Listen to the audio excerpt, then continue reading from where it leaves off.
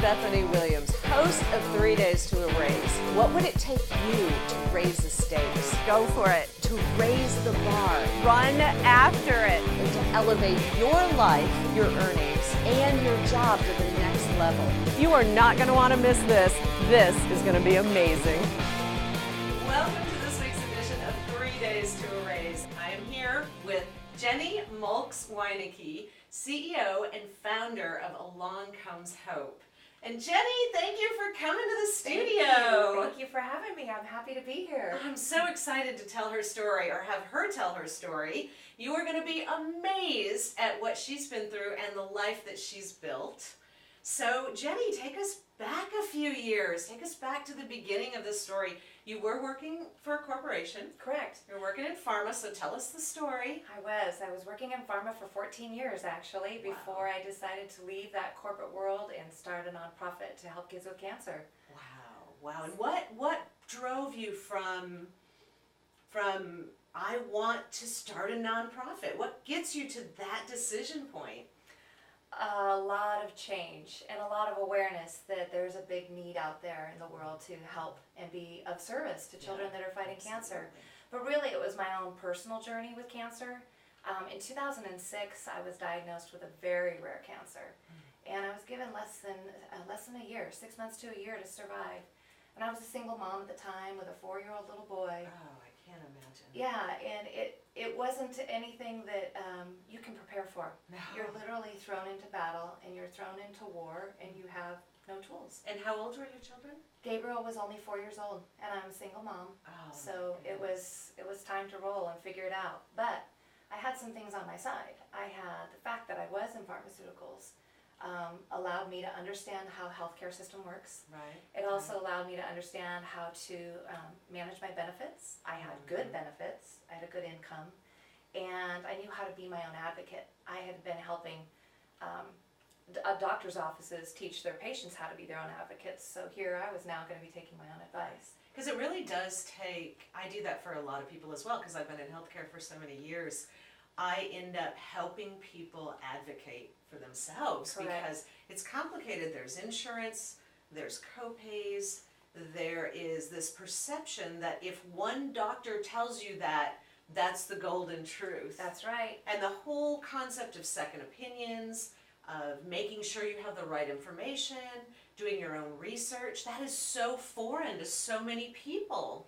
Well, and you know what what happens right away when you hear that diagnosis is, oh my gosh, I'm going to die tomorrow. Right. I don't have time. I don't have time. Oh, I can see and that. I don't even know I can see where to that. start. Mhm. So it's that ability to kind of hunker down, focus, get laser focused, and also intuitively know the truth of who is really speaking your language. So you're going to mesh with your treatment team, and you need to really dial into your intuition on that. And not stop until you find that team that will give you the same goal that you're looking for, whether it's palliative care or it's survival. And you know what I find is so many times your caregivers aren't telling you the whole story. Oh, amen. And they're trying to be kind, I think, but they don't want to give you false hopes, they don't want to send you down a rat hole. And unfortunately, you need all the information and you need to make your own decisions. And sometimes you don't have all the information. Correct. One of the things I'm trying to teach healthcare providers is a misinformed patient is a dangerous patient because they become Dr. Google and they fill in the holes Themselves. And then they come in and they take more time of your office staff and the care provider. So to give them the information to make an educated decision and be your own advocate, you have to be able to do your own due diligence to know that this is where I'm supposed to head. Because sometimes the treatment for some people might not be worth it. For the others, or Correct. it might not be right for everyone. Exactly. Right. I've noticed that. You know, so then you started Along Comes Hope. I did. So tell us what that is, what you do. This is very exciting. Thank you. Well, I think if everybody could take something negative in their life and turn it into something positive. Can you imagine the world we'd have? Yes, can you? Wouldn't it be great? And one by one, we can try to do that. Well, if you look at the most significant things that have come out of the world, they have come, unfortunately, from tragedy. Right. If you look at America's Most Wanted, that came from complete travesty. His son was murdered. Correct. And Exactly. if you look at the cancer, the Susan G. Komen, her sister died of cancer. And so unfortunately, if you can take something in your life and create a rainbow or create something incredible out of it, Right. then you can change the world That's true. one person at a time. Mhm. One starfish at a time. Yeah, absolutely. So my thought is, and my theory now is taking cancer and turning it into can serve. And the audience and the crowd I've decided to serve are the children, because to me they're the most vulnerable victims of cancer. Wow. No child should have their childhood stolen away and not be able to be their own voice and their own advocate. So it takes one person at a time to decide to stand up and help be their advocates. And in the way that we advocate for the kids, we actually embrace the entire family, not just the child that's fighting. So Long Comes Hope really focuses on three main things. One of them is to help with the cost of travel and assistance to get to the location. Places they need to be. Exactly. Right. You can't just go down the street to the next door, the general hospital here and get your cancer treated. It's not cookie cutter treatment. Some cancers, their protocol is very basic, but especially with children, there are very specialized hospitals you need to go to. And what I always say is that no family should have to choose affordability over survivability. Right. That's absolutely unacceptable. So that's the main focus that we do. And the second thing is emotional support. I mean, how long do you think these patients fight? It can be years, right? Yes. And it can be exhausting. It's a marathon. For everyone, for the whole Yeah. support system, the family, the caregivers, the child. When my daughter was younger, she started something called the Sunshine Kits. Oh. And she wanted to do a nonprofit when she was a teenager. She's an amazing girl. Wow. She's grown up now, but she started creating cancer care kits to give away to people in the waiting room, because you sit in the waiting room for hours and hours and Day hours. after day. And we did one for a 10-year-old that had brain cancer. And she collects things specifically for that patient Wow. and puts them in there and then gifts it to them. And that one little thing has thank yous, it has quarters for the vending Yes. machines, cards, and all the things, some hard candy. Yeah, because you get that taste. Yep. of chemo and- Unscented lotion, Yes. because your skin gets, I mean, the whole thing, she had it all researched out. Wow. And I think that the kid one was the one that was really hard for her. As a teenager She could herself. relate. She could relate to this, I'm losing my childhood, this is where I'm spending my time in this Right. hospital. And so I think that is amazing. Yes. So, but there's more to the emotional support too. It can even venture out to art therapy for a sibling or the mom and dad, because as you said, it's a rippling effect, and we don't really know how it's going to affect each individual family. So we customize it to whatever their needs are.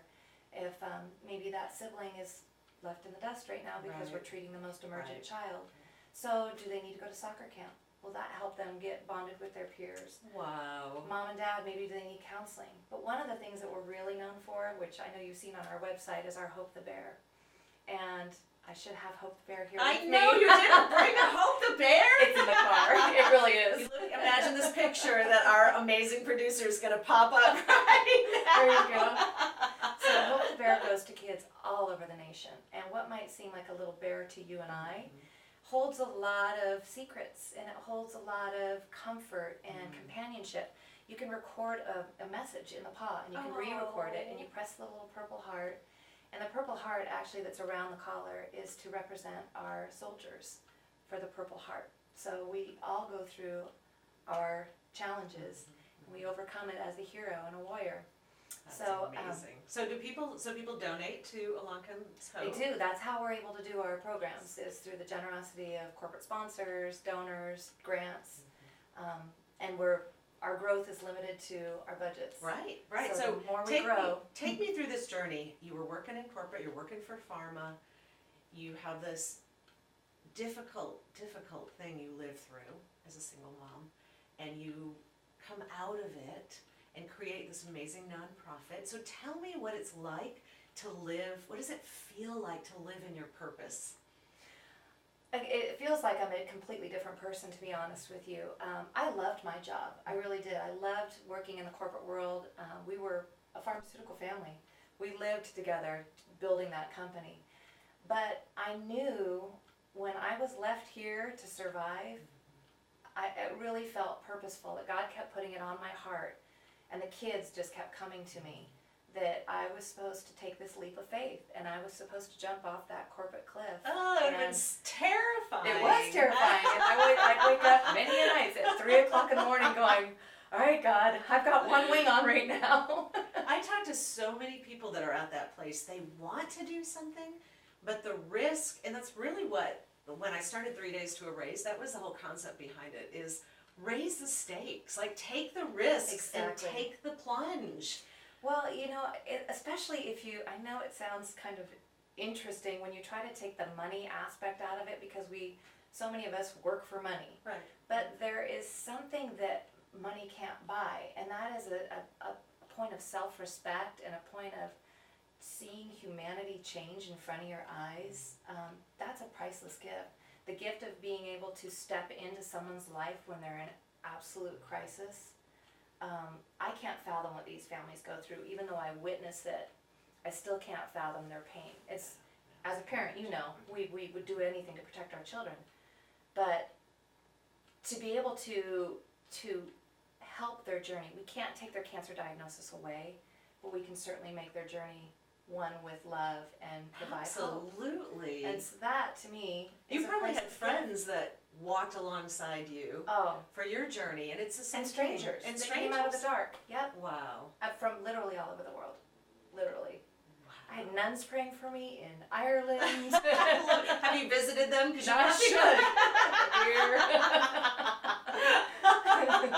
I think I will. I can't imagine what kind of impact you've had on these children and their families as you walk alongside them, knowing not only what you know in pharma, knowing healthcare, knowing advocacy, but just feeling like they're not alone as they Right, go and through what this. they've also given back to me without trying. These little warriors, they've got such a level of wisdom because they've had to grow up so fast, and they are facing their own death many a times, and the hospital has to let them know where they are with their treatment. So if they're having a leg that's being removed, that 11-year-old child is signing a waiver. Mom and dad can't force them to go in there.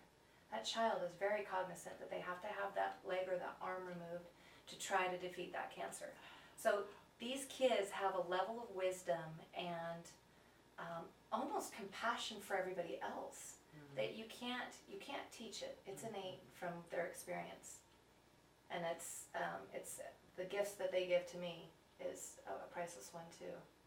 So we have all kinds of viewers that are watching that are probably sneaking away from their corporate jobs to watch this It's right okay. now. I'll write you a note. Yeah, I'm sure it's their lunch hour or Yes. something like Yeah. that.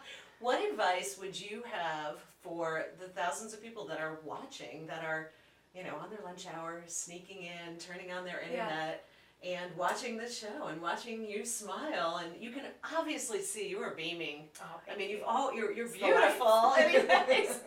But when I first met you, I felt the same thing. I just thought, what an amazingly impactful woman. Thank you. And so, what advice would you have? Honestly, I know when you hear my story, like, she left a really good job, good money, single provider. Wait, what? What's wrong with this girl? You don't have to be all in to be in. You can do the job and do the work. So if there's something that ignites your heart and ignites your passion, go for it. And it might piece together that you can leave more safely than I did by just saying, I'm going. I'm off that cliff. But you don't have to do it that way. So some people say, I could never do that. I could never be a part of that because I couldn't make that big of a jump. I have too many obligations. But you can make jumps in smaller steps. You don't have to leap. Yeah, I think that's true. And I don't know why, but we do get mentally stuck there. I talk to a lot of people that feel like I can't have a foot here and a foot there. I have to be all in wherever Right. I'm at. And I don't know why people stick there. You know, something I thought of too the other day is I was thinking about how much self-care I had to get as a regional manager because I traveled a lot. I was gone every week. So, I would see the chiropractor and I would see a masseuse and I would do this and that to build my strength back up. And I was thinking about it the other day, the level of self-care I have to do now to feel well is completely different. And I think it's because I feel like I'm being fed more spiritually, and the stresses are different. You're right. It's not somebody telling me that nothing's ever enough. It's me putting my own pressures on myself to say, cancer doesn't take a rest today either, so perhaps you need to not take a rest right now. Because I do work every day. I mean, there's very few days that I don't work. Even if I'm on vacation, there's plenty of things. All right, you're going to make me feel guilty. You need I to am take a going on vacation. vacation. I am not going to work. I'm not advocating that. I'm just kidding. I mean, I'm not kidding about the vacation or the not working. Well, and that's the other thing too, is I'm only as good, Along Comes Hope is only as good as I am. So if I'm not taking care of myself, if I'm not taking those breaks that I do need here and there, then that's not doing anybody any favors. I think that is where we miss it in corporate. We miss, in corporate America and around the world and other corporations, we are not good at self-care. We're not good at looking at ourselves and taking care of ourselves. I talk to people that aren't sleeping very well. They're not eating very well. Right. And since the recession, there's been kind of this compulsive, obsessive compulsive, I've got to work, I got to work, I got to work. Because if you don't, the next guy in line will work twice as hard as you. And I actually had an old boss that would say that. So that's inspiring. Yeah, living in this fear instead of, so we're not living our purpose, we're not taking care of ourselves, and we're just living in this fear world that says it has to be a certain way. Go. And where's the happiness quotient? And it's losing its way out of the picture. And your passion will dissipate too, and your connection with your peers and your community, all those things start to kind of fall to the wayside because you become robotic. And you lose touch with your passion, I think. I do feel like I'm working sometimes. Sometimes it feels like people in the workforce are all zombies. Like we literally have created our own zombie world. So the zombie apocalypse is real. I knew it. Absolutely.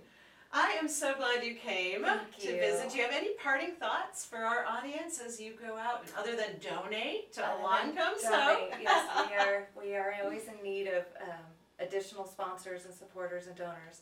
But a way to step in and easily be an advocate is the third component of what Along Comes Hope does, is we do advocacy work from grassroots all the way up to Washington, D.C. That doesn't mean you have to join me in Washington, D.C., although I'd love you to, and meet with your senators and congressmen. But we do awareness campaigns and educational things that as we plant the seeds and they understand better what these children's needs are, awareness, it starts with awareness, it turns into action, and it equals more cures. And so one by one, people can come on board and choose to be a voice. It will make all the difference in the world. Our kids are our future. I love it. I love it. Thank you, Jenny, Thank you for coming aboard it's and telling your story. And we will put all of her contact information here so that you can be a part of her journey of Along Comes Hope. Thank you for watching, and have a fantastic week. Bye.